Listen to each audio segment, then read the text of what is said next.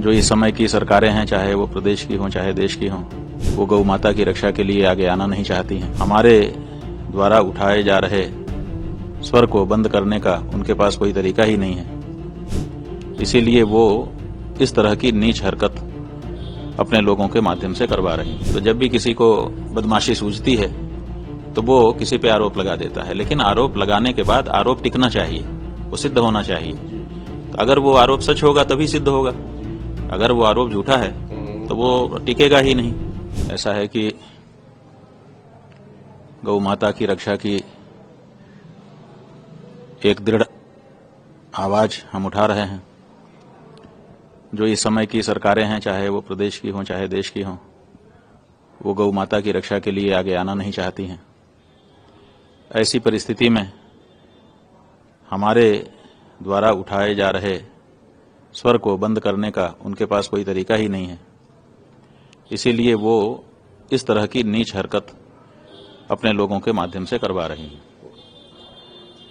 जहां तक हमारा प्रश्न है, हम यही कहना चाहेंगे कि धर्म के मार्ग में जब कोई चलता है तो उसके ऊपर अधर्मी तरह तरह के आरोप प्रत्यारोप आक्षेप लगाते हैं, लेकिन जो धर्म के मार्ग पर है उसको इससे कोई प्रभाव नहीं पड़ता है। मामला कोर्ट में है, कोर्ट में उसका जवाब दिया जा रहा है। कह रहे हैं कि अल्लाह से बढ़कर कोई नहीं। देखिए, बात यह है कि वंदे मातरम गाना अनिवार्य किया गया, ये स्वागत योग्य कदम है।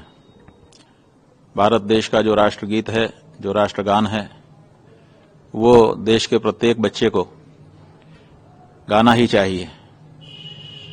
क्यों ना गाए वो? अभी तक अनिवार्य नहीं था, आशा अपेक्षा की जाती थी कि अपने आप अपनी मातृभूमि को सब लोग सराहेंगे। लेकिन जब देखा गया कि कुछ लोग इसमें भी राजनीति खोज करके इसका भी अवहेलन करना चाहते हैं, तो फिर इसको अनिवार्य किया गया। हम इस कदम का स्वागत करते हैं। हमारा ये कहना है कि जो लोग, आपने कहा कि कुछ मौलाना और कांग्रेस के लोग, तो हमारा ये कहना है कि मौलानाओं को इस बारे में अपने धर्म का, इस्लाम का अध्ययन करना चाहिए। इस्लाम कब से ये कहने लग गया कि अपनी माँ का आदर मत करो? माँ तो सबके लिए आदरणीय होती है। हमने एक प्रसिद्ध हदीस जो मोहम्मद पैगंबर के श्रीमुख से कही गई है सुनी थी। उसमें कहा गया था, जब उनसे किसी ने पूछा कि जन्नत कहाँ है, तो उन्होंने कहा था कि जन्नत तुम्हारी माँ के कदमों के नीचे है।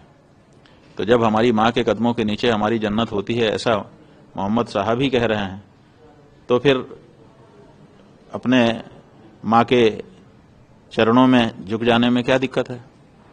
फिर हमने एक वाकया सुना था, किसी मौलाना ने ही बताया था कि हमारे यहाँ माँ का बड़ा सम्मान है। हमने कहा कैसे, बताओ।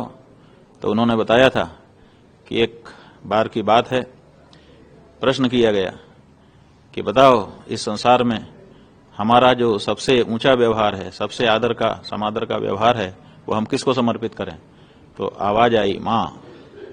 फिर से पूछा कि नहीं, हम सबसे ज्यादा सम्मान किसका करें, अपना आदर व्यवहार किसके लिए प्रकट करें? तो आवाज आई माँ। फिर तीसरी बार पूछा, तब भी आवाज आई माँ। और जब चौथी बार पूछा तब आवाज आई पिता। इसका मतलब है कि पिता से भी ज्यादा 3 गुना माँ का सम्मान वहां पर बताया गया है। और इतना ही नहीं, अपने देश में प्रैक्टिस है, हम लोग तो देखते रहे हैं, मुस्लिम घरों में जो बेटे बेटियां हैं वो अपनी माँ का आदर करते हैं, सम्मान करते हैं, उनका आदेश पालन करते हैं। और इतना ही नहीं, कदम बोसा करते हैं, उनके पैरों को चूमते हैं। तो ऐसी परिस्थिति में तुम्हारी माँ का कदम तुम चूम सकते हो, कदम बोसा कर सकते हो।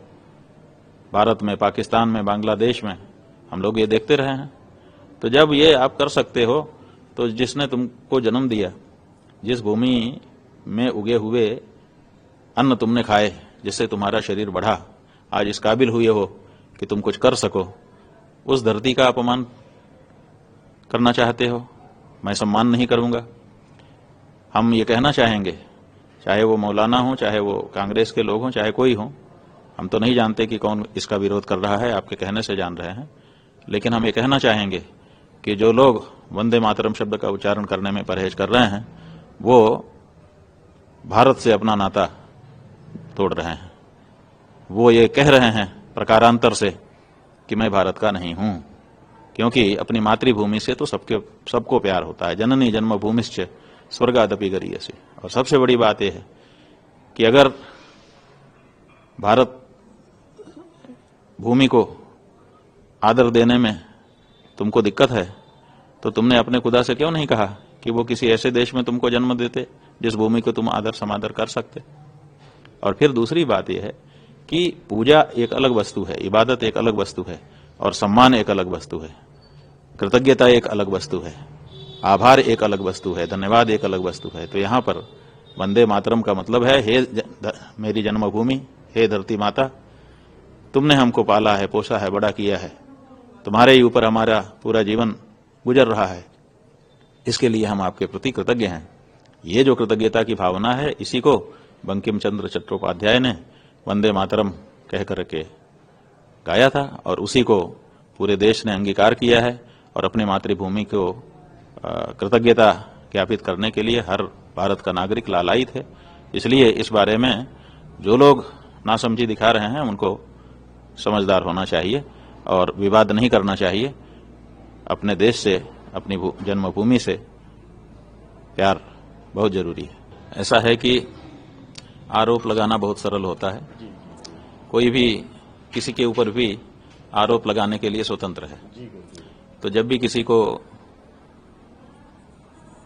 बदमाशी सूझती है तो वो किसी पे आरोप लगा देता है, लेकिन आरोप लगाने के बाद आरोप टिकना चाहिए, वो सिद्ध होना चाहिए। तो अगर वो आरोप सच होगा तभी सिद्ध होगा, अगर वो आरोप झूठा है तो वो टिकेगा ही नहीं।